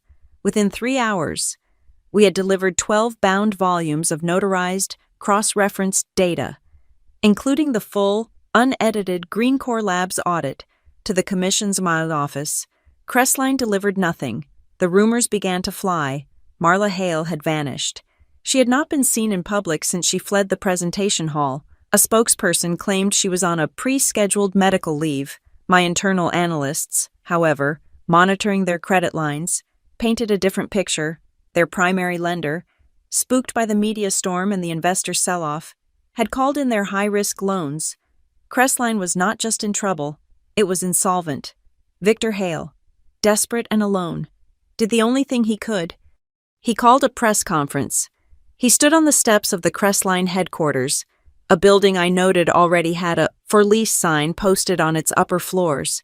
He looked terrible. He was unshaven, his expensive suit rumpled, the practiced salesman's smile gone, replaced by a haggard, hunted look. "This is a private matter," he pleaded, his voice hoarse. A family tragedy. From many years ago, it has nothing to do with our ability to deliver this project." The press, who had adored him a week ago, turned. The Ledger reporter shouted the first question. "Mr. Hale, if the commission cannot trust you to tell the truth about your own daughter, why should they trust your self-audited data on concrete durability?" He had no answer. He just stared, trapped in the flashing lights. He had built his life on a quick escape, and now he was cornered, with no exit. The final validation came not from the banks, but from the community. The Pacifica Environmental Coalition, the Montara Native Plant Society, and the Coastal Waterkeepers all issued public endorsements, one after another. They did not endorse me because of my past. They endorsed me because of my plan. Whitlock's proposal for a living shoreline and integrated native species habitat is the only serious, future-proofed plan. The coalition director wrote, "Crestline's bid is a 20th century model with a green sticker on it. We had won. The data had won. The community had won. I was in my office on Friday afternoon. The final commission hearing, the one to formally announce the winner, was scheduled for the following Tuesday. We were already preparing the transition documents." Maya buzzed my desk. "Harper, you need to see this. Now." I walked to her desk. She had an email open on her screen. It was from the same anonymous burner account. "Crestline Truth." The subject line was simple. "They are more crooked than you know." The body of the email was short. I was the accountant. Victor and Marla did not just plan to win with a low bid. They had a backup. They were terrified of your independent audit because they knew they would fail, so they planned to cheat. Attached was a single, password-protected file. The password, the sender noted, was Redwood 95. My stomach turned to ice. Maya typed it in. The file opened. It was not a spreadsheet. It was a scanned copy of a private ledger, a schedule of payments, a price list for bribes. It listed 2 mid-level city planning engineers, the very men responsible for verifying preliminary site assessments and soil data. It showed a schedule of offshore wire transfers, coded as consulting fees, set to be paid out after Crestline was awarded the contract. It was not just a plan. It was a receipt. They had already paid the down payment. They were planning to buy the approvals they could not possibly earn. The anonymous sender had added one last line. "This is for you. Stay quiet. Let them crash. Do not use this. It will bring too much heat on the whole project. Just take the win." The sender wanted me to bury it, to take the clean victory and protect the city from the scandal of a tainted bid process. I looked at the bribe schedule. I looked at Maya. This was the final test. This was the moment Graham had trained me for. Stand tall when no one is watching. Staying quiet was the easy move. It was the speed overall move. It was what Victor and Marla would have done. I picked up my phone. I did not call my lawyer. I did not call my PR team. I dialed the main number for the State District Attorney's Office, Financial Crimes Division. "My name is Harper Lopez, CEO of Whitlock Urban Works," I said, my voice calm and low. "I am in possession of direct evidence of criminal bribery and conspiracy to defraud related to the Montara Echo City bid." I forwarded the entire unedited email chain, the encrypted file, and the password. I included the email's digital headers, which my team had already traced. I sent a copy, marked Confidential, Tainted Bid Protocol, directly to the private email of the commission chair. I did not just report the crime. I submitted the digitally signed, verified proof. I hung up the phone. The final hearing was in 4 days. The trap was set. The weekend was the longest 72 hours of my life. The city was a pressure cooker. Every news channel, every blog, Every radio talk show was debating the Montera bid. They were not debating concrete. They were debating morality. They were telling my story, or their version of it. I stayed silent. I instructed my entire company to stay silent. Our statement stood. Our data stood. The district attorney's office had been silent. The commission had been silent. It was Monday morning, 24 hours until the final announcement. The air in my office on the 30th floor was so still it felt crystalline. I was reviewing the preliminary schematics for the water reclamation system. My mind focused. When Maya's voice came over the intercom, it was flat. But I knew her. I could hear the tension beneath it. Ms. Lopez, I have Mr. Victor and Mrs. Marla Hale on line 1. They are not at their office. They are in the lobby. They are asking to see you. Privately. The air left my lungs. It was not a request. It was a surrender. No press, I asked. None. They seem alone, Maya said. I looked out at the bay. The water was gray, the sky low. Send them up. Give me 5 minutes. Then bring them in. I did not move from my desk. I did not prepare a speech. I did not review my notes. I just stood, watching the door, and waited. Maya opened the door. They did not walk in. They shuffled. The outline, the memory I had of them from the presentation, was of 2 polished, silver, arrogant executives. The people who entered my office were strangers. They were old. The arrogance was gone, sandblasted away by the media storm of the last week. Their expensive, tailored suits hung on them, as if their bodies had shrunk. Victor's face was gray and stubbled. The confident salesman's tan replaced by a sick pallor. Marla was leaning on his arm, not for support, but as if they were 2 shipwreck survivors, lashed together. Her eyes, the same eyes that had avoided mine in the atrium, were now red-rimmed, swollen, and fixed on the floor. They stopped in the middle of my office, 10 feet from my desk. They were dwarfed by the glass walls, the high ceiling, the sheer, cold volume of my success. The silence was absolute, broken only by the sound of the wind whistling almost imperceptibly against the high-performance glass. Marla was the one who spoke first, her voice a dry, cracked whisper. Harper. She could not continue. She put a trembling hand to her mouth. Victor tightened his grip on her arm. He looked at me, and his eyes, the eyes of my father, were defeated. All the fire, the greed, the salesmanship, it was all gone. There was only exhaustion. He began. His voice was thick. He swallowed, a painful bobbing motion in his throat. We apologize. The 2 words fell into the vast, silent room. They were heavy, ugly, and useless. They were stones dropped into a canyon. I heard them fall, but I felt no impact. I said nothing. I did not nod. I did not offer them a seat. I did not offer them comfort. I just stood, my hands resting lightly on my desk, and I let them stand in the sterile air, with their dead offering.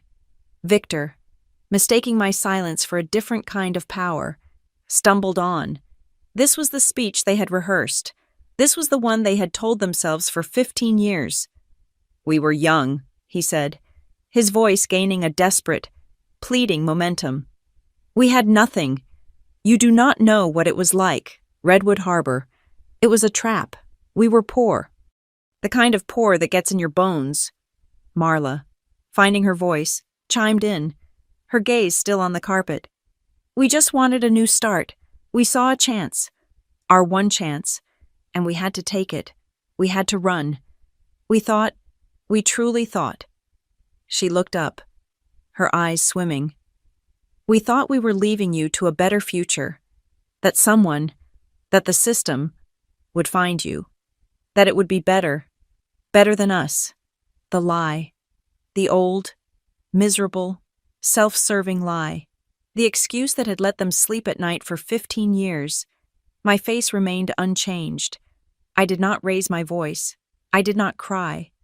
The 13-year-old girl inside me was cold and quiet, but she was not in control. The CEO was... I have heard it, I said.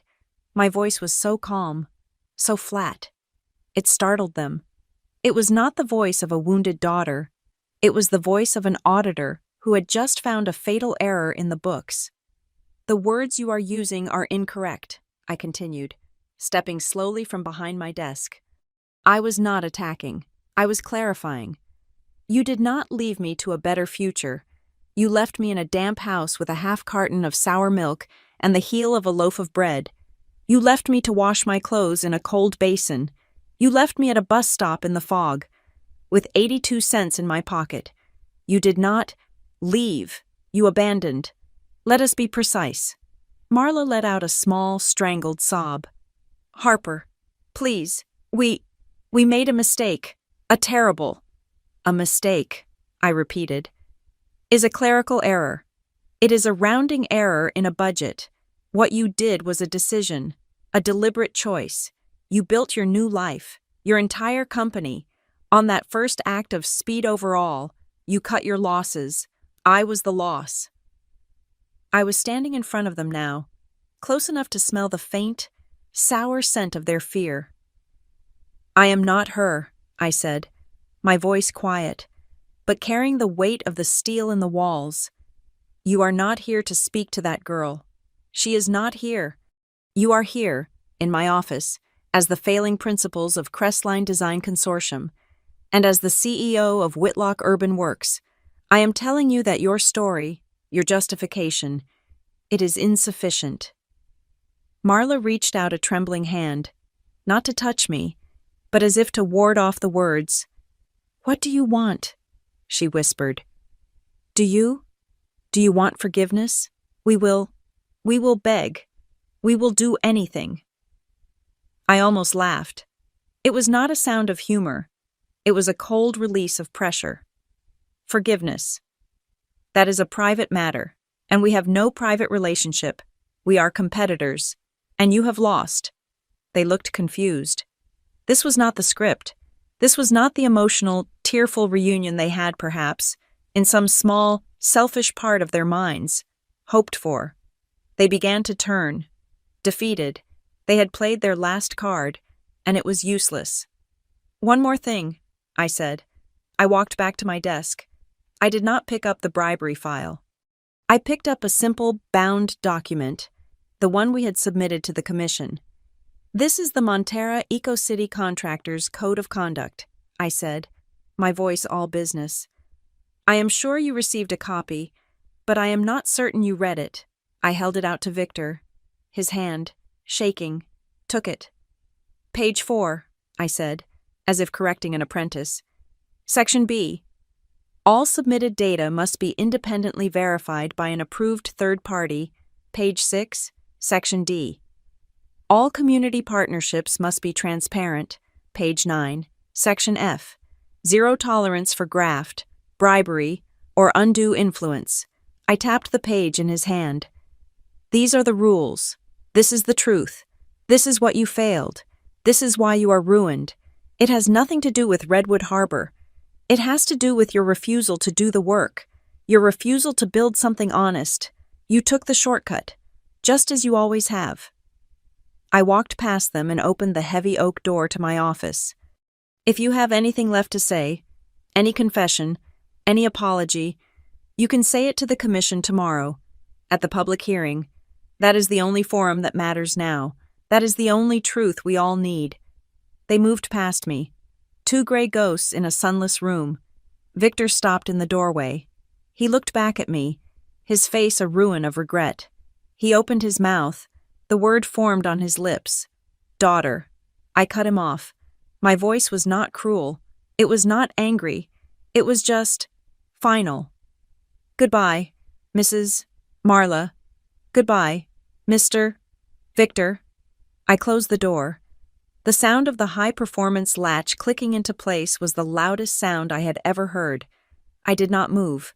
I leaned my back against the solid, 3-inch thick wood of the door. I closed my eyes. I did not collapse. I did not cry. I just breathed. I took one, deep, shuddering breath. I felt the tension of 15 years, the cold of the bus stop, the burn of the airbag, the shame of the corner store. I felt it all gather, and then, with that one exhale, it did not leave me. It just settled. It clicked into place, like the final girder in a bridge. It was no longer a weight. It was just my foundation. I stood there for 3 seconds, then I opened my eyes. I straightened my suit jacket. I walked out of my office, past Maya, who was wisely looking at her keyboard. I did not go to the elevator. I walked directly to the war room. My team was inside, running last-minute projections for the transition. They looked up, their faces tight with anxiety. "It is done," I said. They relaxed. Just a fraction. "Prepare the final press release," I ordered, my voice sharp and back to work. "I want the contractor onboarding packets ready to be messengered to the unions by noon tomorrow. We are moving. We are not waiting." My new head of logistics, the data scientist, looked up from her screen. "Harper, what if the DA's investigation, the bribery evidence, what if it causes the commission to pause the entire project?" I looked at her, and I felt the first, cold shadow of a smile. "It will not," I said. "They will not punish the one clean bidder. We gave them the truth. We won this on engineering. We won this on law. And we won this because we knew, crucially, when to be silent." I tapped the main schematic of the new city. "We are ready. Let's go build a city." The Montera Crown Convention Center was lit for television. The main hall was packed, standing room only. In the front rows sat the entire State Infrastructure Committee, the governor's aides, and the unified, ravenous body of the press. This was not just a bid announcement. It was public theater. My team and I sat on the left, across the aisle. 2 seats were empty in the Crestline delegation, but Victor and Marla Hale were present. They sat side by side, rigid, 2 statues carved from ice. They had been compelled to attend. The commission chair, the former judge, walked to the podium. The room fell into a heavy, suffocating silence. "We are here," she began, her voice crisp and amplified, "to announce the final awarding of the multi-billion-dollar Montera Eco-City contract. This commission has reviewed 2 vastly different proposals, thousands of pages of data, and hundreds of hours of testimony. The decision was not difficult. It was, in the end, self-evident." I could hear the shudder of a dozen cameras. I could feel Victor's eyes on me. I kept my gaze fixed on the chair. One bid was built on unverified, self-audited claims, obsolete climate data, and a disregard for long-term community cost. The other, she paused, was a masterpiece of verified, independently audited data, a revolutionary approach to regenerative sustainability, and a deep, contractual commitment to the local community. "Therefore," she said, her voice rising with finality, "the Commission hereby awards the Montera Eco-City contract in its entirety to Whitlock Urban Works." The room exploded. Applause thundered against the walls. My team, my young, brilliant, exhausted team, grabbed each other, some crying, some shouting. I stood, clapping politely, a single, deep breath filling my lungs. The live feed director knew his job. The cameras, which had been on me, immediately swung across the aisle. The feed was projected onto the massive screens flanking the stage. Victor and Marla Hale. They were frozen. Their practiced, boardroom smiles were still on their faces, but the muscle memory had failed. The smiles were ghastly, stiff, cracking masks of denial, stretched over faces that were chalk white. Marla was staring at nothing, her eyes wide, unblinking. Victor looked like he had been struck by lightning. "We invite Ms. Lopez to the stage to sign the preliminary project authorization," the chair announced. I walked the steps. The official documents were laid out on the antique table. A staffer offered me a generic, plastic-capped pen. I shook my head politely and reached into the inner pocket of my suit jacket. I pulled out a pen. It was heavy, silver, and worn smooth in places. It was the pen Graham had used to sign the contracts for his first stone bridges. His name, G. Whitlock, was engraved on the side. I uncapped it. I was about to touch the nib to the signature line.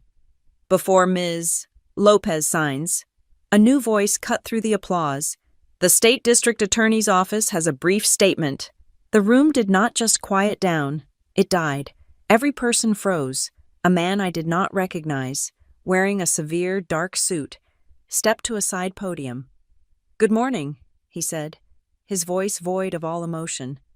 "As of 6 a.m. this morning, my office, in conjunction with the State Comptroller, has opened a formal criminal investigation into conspiracy to defraud the state of Pacifica, wire fraud, and bribery. Related to this bidding process," a collective gasp sucked the air from the room.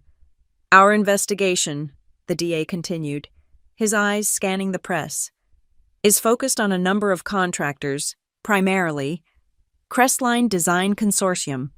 Marla Hale made a sound, a small, strangled animal noise. The DA motioned to the main screen. The image of Crestline's frozen faces was replaced by something else. It was my evidence. It was the Crestline Truth email. It was the scanned copy of the bribe ledger, the price list. It was the schedule of offshore wire transfers. The district attorney's office had, as I requested, redacted the names of the low-level employees and the anonymous sender. This was not a media smear. This was a surgical, legal execution. "We have evidence," the DA said, his voice a hammer, "of a systematic plan to falsify sustainability data, and failing that, to bribe city officials to approve those falsified documents. This investigation is active and ongoing." He stepped back. The chairwoman stepped forward, her face a mask of thunderous, righteous anger. "In light of this information," she announced, "the Commission is enacting an emergency ethics ordinance, effective immediately. Any contractor, or any associated primary executive, found to be under formal investigation for financial crimes related to a state bid, is hereby barred from participating in any and all projects within the state of Pacifica. This ban is effective for a minimum of 5 years. It was a death sentence, but the cascade was not finished. A third person stood up from the front row, the representative from the Green Infrastructure Fund, the multi-billion-dollar private equity group that had backed Crestline's initial capital.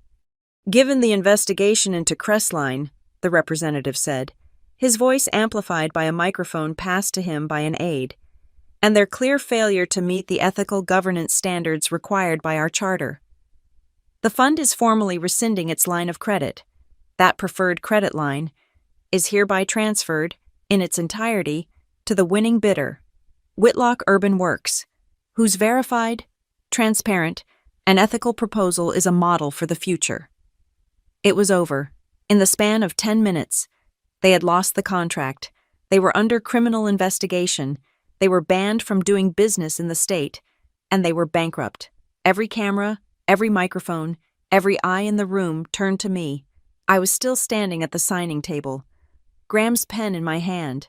I walked to the main podium. I did not have a speech. I did not need one. I leaned into the microphone. The only sound was the clicking of 100 cameras. "We did not win today because of a family story," I said, my voice clear and cold, filling the hall. "We won because of standards. We won because of independently verified data. We won because we chose to build a sustainable future, not a cheap one."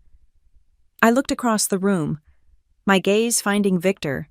He was staring at me, his face utterly broken. The ghost of a man.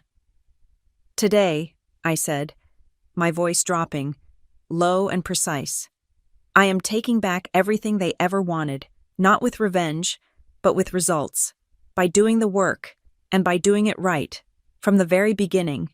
The room erupted. It was not applause. It was a chaotic storm of light and sound. I saw Victor. He lurched to his feet.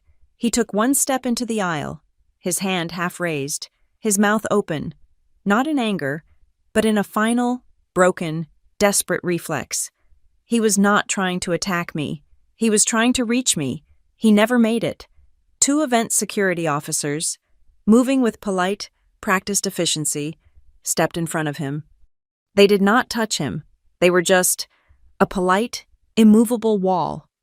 "Sir," one of them murmured, just loud enough for the aisle microphone to catch, "this area is for participants only. Please, allow us to show you the exit." He did not resist. He just deflated. The last of his life's energy left him. They guided him, and a catatonic Marla, out a side door, away from the cameras, away from the future. I turned back to the table. The cameras were blinding me. I could not see the crowd. I could only see the contract. I lowered the pen, the silver nib, the one Graham had used, touched the paper. I signed my name, Harper Lopez. The chairwoman lifted the heavy embossed state seal. She pressed it onto the paper next to my signature. The sound was not loud. It was a heavy, final, definitive thud. Thank you so much for listening to this story. Let me know what you thought in the comments, and tell me where in the world you are listening from today so we can connect. Please subscribe to Maya Revenge Stories and like this video. And if you want more stories like this one to be heard, please support us by hitting that hype button.